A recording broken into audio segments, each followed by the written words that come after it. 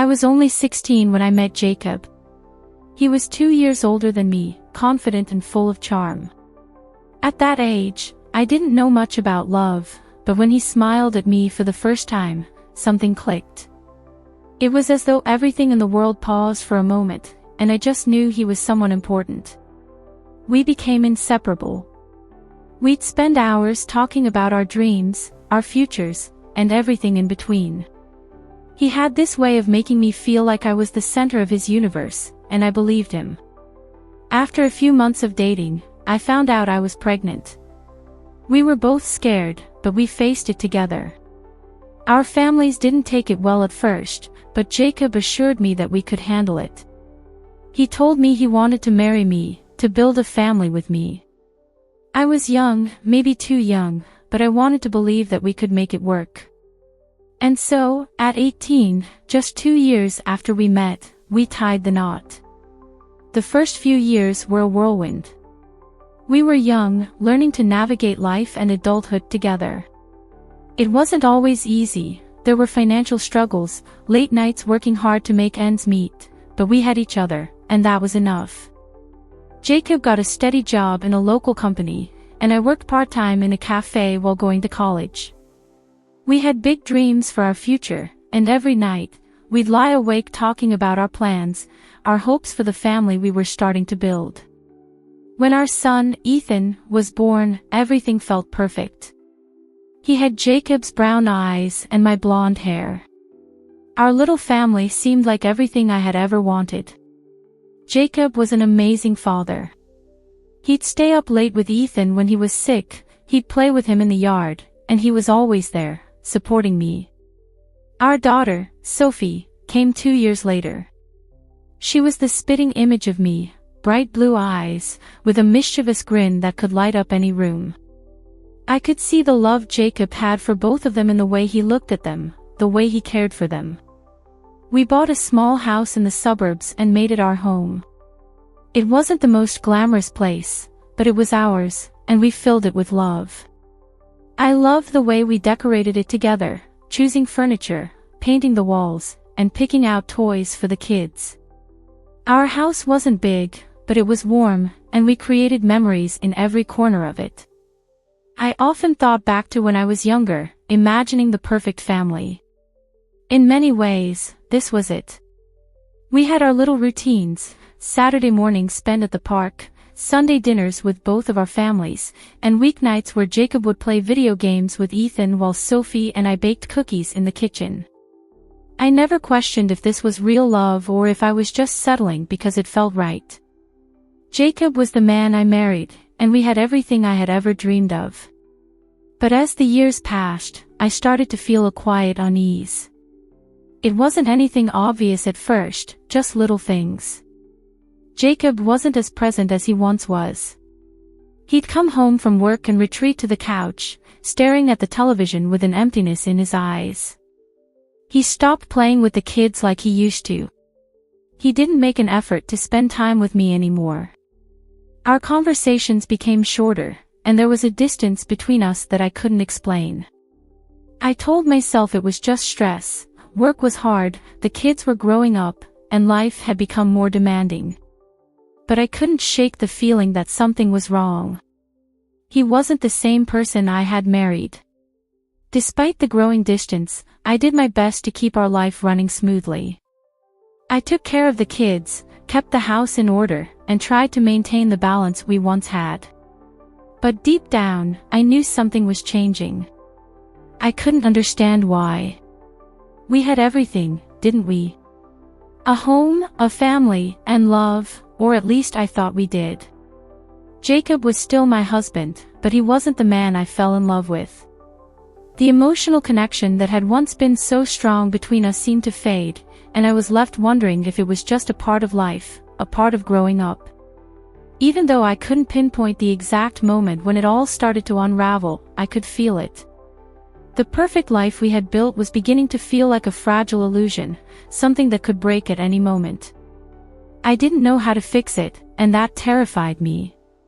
All I wanted was to hold on to the family we had, but I wasn't sure if I could. I didn't want to admit it to myself, but something wasn't right. It wasn't until much later that I would learn just how far the distance between us had really grown. The first crack in our seemingly perfect life came subtly. It wasn't something that could be pinned down to a single moment, but rather, a series of small, uncomfortable events that I began to notice more frequently. It was like a shadow creeping over our once bright relationship, one I couldn't quite explain. I tried to push it away, chalking it up to stress or the natural ebb and flow of marriage. But deep inside, I couldn't ignore the growing tension between us. Jacob's behavior had started to change. He became more withdrawn, more distant. When he came home from work, instead of engaging with the kids like he used to, he would sit on the couch and stare blankly at the television. When we did talk, it was about surface-level things, nothing deep or meaningful like we used to. The passion, the connection, seemed to vanish, and in its place, there was a quiet, almost suffocating distance. I tried to make sense of it. Maybe it was work, or maybe it was the pressures of raising two young children. But as the months passed, it became harder to ignore the nagging feeling that something was off.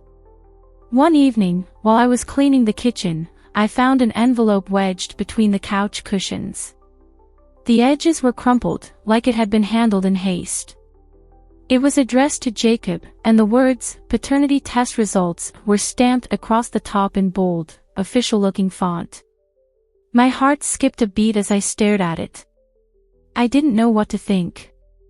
My mind raced, each thought more frantic than the last. Why would he have a paternity test? What could this mean? I stood there, frozen, unsure of what to do. I wanted to open it. I wanted to understand, to find answers. But I also didn't want to face whatever truth was hidden inside. I told myself I was overreacting, that it could be something else entirely, some mistake. But deep down, I knew. I didn't open it that night. Instead, I pushed the envelope back into the couch and tried to forget about it. The next few days were a blur, work, kids, the usual chaos of daily life, but I couldn't shake the thought of that envelope. It haunted me. The uncertainty, the fear, gnawed at my insides, and no matter how hard I tried to focus on anything else, my mind kept returning to it. I couldn't stay quiet anymore. The weight of the secret was suffocating. I had to know. So, one night after the kids were in bed, I took the envelope out again. This time, I didn't hesitate. My hands trembled as I tore it open, the silence of the room thick around me. Inside were the test results, and what they revealed shattered everything I thought I knew. The kids, our beautiful children, Ethan and Sophie, were not Jacob's. The revelation hit me like a punch to the gut. The world around me seemed to tilt, and for a moment, I couldn't breathe. How could this be? How could I not have known? How could Jacob not have known? My mind spun with confusion and guilt. The thought of everything we'd built together, our family, our life, came crashing down. It was all based on a lie. I sat there, staring at the paper in my hands, feeling numb. The overwhelming wave of emotions was too much to process all at once. I wasn't sure what to do next. Should I confront him? Should I keep it to myself? I didn't have the answers, but I knew one thing for sure: nothing would ever be the same again. The night I found the test results was the night everything changed. I lay awake for hours, staring at the ceiling, my mind consumed by what I had learned. The kids weren't Jacob's. That single, earth-shattering truth reverberated through every corner of my being. How had I been so blind? How had he never noticed? Or had he? My stomach churned as I played out different scenarios in my head, each one darker than the last. The truth was undeniable, but the more I thought about it, the more I realized there was no way I could keep this from Jacob. He had to know. But how could I say it? How could I tell him that everything he thought he knew about his children was a lie? The very thought made my chest tighten with panic. What would he do? How would he react? The next morning, Jacob seemed as distant as ever. He didn't even look at me when he sat down for breakfast, barely acknowledging me as I set the coffee in front of him. I couldn't take it anymore. I had to confront him. But I didn't know how. My heart pounded as I prepared myself to face him, to tell him the truth.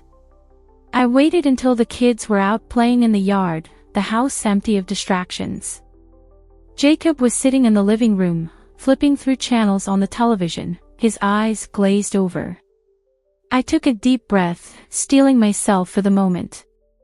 I walked into the room and stood there for a moment, watching him. He didn't notice me at first, but when I cleared my throat, his eyes met mine. "What's going on?" he asked, his voice low, a frown forming on his face. I held up the envelope, the one I had found the night before. His expression immediately changed from confusion to concern, and I could see him stiffen as I approached him. He didn't say anything, just stared at me, his lips pressed into a thin line. I could feel the weight of the moment between us, a heavy silence that neither of us wanted to break. "You've been keeping secrets, Jacob," I said, my voice trembling despite my best efforts to remain calm. "I found this." He didn't reach for the envelope. He didn't even blink. He just sat there, frozen, as I laid the papers down on the coffee table in front of him. "I don't understand," he said quietly, his voice tinged with something that almost sounded like fear. "What is this?" "It's a paternity test," I replied, my voice thick with emotion. "The kids, they're not yours." For a long moment, there was silence. The kind of silence that feels suffocating. His eyes shifted between the papers and my face, and I could see the panic rising in them. I watched as he processed the words, watched as his mind tried to make sense of the impossible truth I had just dropped on him. Are you sure?" he whispered, his voice breaking. I nodded, unable to say more, my throat too tight to form words. My whole body felt numb, like I was outside of myself, watching this surreal scene unfold. He stood up abruptly, his chair scraping against the floor with a loud, jarring noise. "How could you do this to me?" His voice cracked as he backed away from me, his face contorting with pain. "How could you lie to me for all these years?" "I never meant for it to happen, Jacob," I whispered, my heart shattering as I spoke the words. "I never meant to hurt you. I didn't know. I didn't know until recently, but the truth came out, and I didn't know how to tell you." But before I could say another word, he turned and walked toward the door. "I can't do this anymore. I can't." He grabbed his keys from the counter, and without another glance in my direction, he left. I stood there, feeling as if the floor had dropped out beneath me.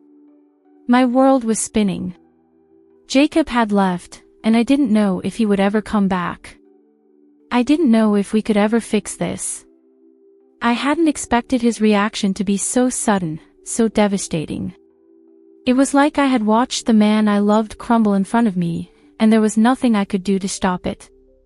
As I stood in the quiet of the house, the kids outside unaware of the storm inside, I couldn't help but wonder if this was the end. The house felt emptier the moment Jacob left. The silence was overwhelming, a sharp contrast to the constant noise that had once filled our home, laughter, arguments, and the hustle of everyday life. Now, all that remained was the hollow echo of what used to be. I sat on the couch, staring at the door he had walked out of, and it felt like my heart had been torn from my chest. I couldn't understand what had just happened. One moment, I was facing the truth, gathering the strength to confront him, and the next, he was gone. It wasn't supposed to end like this. We were supposed to be a family, no matter the past, no matter the mistakes. But Jacob had left. He had walked out of our home, out of our lives, without looking back. The kids came back inside later, running through the door with their usual energy. They didn't know. They couldn't know what had just transpired between their father and me. I watched them play, their laughter filling the air, but it was like I was watching it all from a distance. I wanted to hold them, to protect them from the storm that was brewing inside our home, but I didn't know how. I spent the next few days in a daze, barely able to think straight. The house felt like a prison, and every room seemed to remind me of what had been lost. I kept replaying that moment over and over in my head, the look on Jacob's face as he left, the confusion in his eyes, the raw pain. He was hurting, but so was I. He had walked away, but I was the one left behind, trying to make sense of everything. For days, I didn't hear from him. No calls, no messages. The emptiness in my chest grew with each passing hour. Was he angry? Did he blame me for everything? I didn't know. All I knew was that he was gone, and I was left to pick up the pieces of our broken life. I tried to keep up the facade for the kids, pretending everything was fine when all I wanted was to scream. I couldn't let them see me fall apart. I couldn't let them feel the weight of this truth too soon. But every time I looked at them, I couldn't stop the tears from threatening to spill. How could I explain this? How could I tell them that the man they had called their father for so many years was no longer in their lives? The days turned into weeks, and still, no word from Jacob. My mind was consumed with doubt and guilt. Did he hate me now? Would he ever forgive me? Or had he truly left for good? The uncertainty gnawed at me, eating away at my every thought. I tried to hold on to hope, to believe that somehow we could fix this, that maybe he'd come back, but the reality of the situation was sinking in. Then, one afternoon, as I was sitting on the porch, lost in my thoughts, the sound of tires on gravel broke through my haze. I looked up, my heart skipping a beat. A car was pulling into the driveway, a car I recognized all too well. Jacob's car. I stood up, my knees trembling, unsure of what to expect. Was he back to yell at me? Was this the moment he would finally tell me everything he felt? Or was this the end? Was he coming back to take what was his? The car door opened, and he stepped out. His eyes were red, his face a mixture of anger and pain. But there was something else in them, a sense of defeat, like he had been broken in ways I couldn't even comprehend. I took a step toward him, my heart pounding in my chest. "Jacob," I whispered, unsure of what to say, unsure if I could even speak. He didn't respond at first, just stood there, looking at me as though trying to decide what to do. Then, without a word, he walked toward me, his step slow and heavy, like he was carrying the weight of the world. When he was close enough, he stopped and looked at me, his face weary. "I've been driving around for hours," he said, his voice low. I didn't know what to do. I didn't know where to go. I didn't know what to say either. The air between us was thick with unsaid words, with a lifetime of hurt and confusion. But despite everything, despite the betrayal, despite the pain, I knew this was the moment we had to face each other. The truth, no matter how painful, was all we had left. And somehow, we had to find a way through it, together. Jacob and I stood in silence for what felt like hours, the weight of everything unsaid hanging heavily between us. I couldn't bring myself to speak, unsure of how to break the tension or even if I should. He had come back, but I didn't know if that meant he was ready to forgive me, or if he was just here to say goodbye for good. I searched his eyes for some kind of sign, something that could guide me, but there was nothing. He was just empty. Finally, he spoke, his voice rough with emotion. "I don't know where to begin," he said, his hands trembling slightly as he ran them through his hair. "This whole thing, it's so much to process. I don't even know who I am anymore. I thought I had everything figured out, but now, I don't know what's real." I wanted to reach out to him, to hold him, but I was too afraid. The years we'd spent together suddenly seemed like an illusion, like they were built on a foundation that was now crumbling beneath our feet. I had betrayed him, and I couldn't take it back. I had kept the truth from him for so long, and now it felt like everything we had was slipping through my fingers. I never meant to hurt you, I said, my voice barely a whisper. I never wanted this. But I made mistakes. We both did. Jacob's gaze softened for a brief moment, but it quickly hardened again. I don't know how to fix this, he admitted, his voice cracking with raw emotion. I don't even know if I can forgive you. The words cut through me, sharper than anything I had imagined. I knew I had hurt him, but hearing it so plainly, seeing the pain in his eyes, felt like a knife twisting in my chest. It was hard to breathe, harder still to look at him. But I couldn't look away. I needed to hear what he was really thinking, to understand if there was any chance for us to move forward. I don't expect you to forgive me right away, I said, struggling to keep my voice steady. But I want to try. I want to fix this, if you'll let me. Jacob's shoulders slumped, and for a moment, he seemed lost, as though he didn't know what to do or where to go. The man who had once been so sure of everything was now standing in front of me, a broken shell of the person I had loved. My heart ached for him, but I knew I couldn't undo the damage that had been done. Why didn't you tell me sooner? He asked, his voice full of pain and confusion.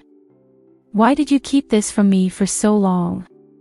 I took a deep breath, feeling the weight of the truth in my chest. I was afraid. I didn't know how to tell you. And by the time I realized, I didn't know if it was too late. We both stood there, each lost in our own thoughts, before he spoke again. I don't know what the future holds for us. But I'm willing to try, too. The words were hesitant, but they were there. Jacob wasn't giving up completely. There was a sliver of hope, and that was all I needed to hear. Over the next few months, Jacob and I tried to rebuild what we had lost. It wasn't easy, and there were days when the weight of the past felt unbearable. But we kept moving forward, step by step, one day at a time. There were arguments, long conversations, and moments of silence, but slowly, we began to heal. The trust between us was fragile, but it was there, and we worked to rebuild it piece by piece. Eventually, Jacob began to see the truth that had been buried beneath the pain. He began to understand that this wasn't just my mistake, it was ours. We had both made choices that led us here, and while the past could never be erased, we could choose how to move forward. The kids, too, adjusted to the changes. They didn't fully understand why things were different, but they could sense the tension had lifted. There was a quiet understanding between Jacob and me, a mutual respect for the fact that we had both been through something painful. But in the end, the most important thing was that we were still together. It wasn't perfect, and it never would be. But as I stood next to Jacob, holding his hand, I realized that sometimes, the hardest battles are the ones that teach you how to love again. And this, I hoped, was only the beginning of our new chapter.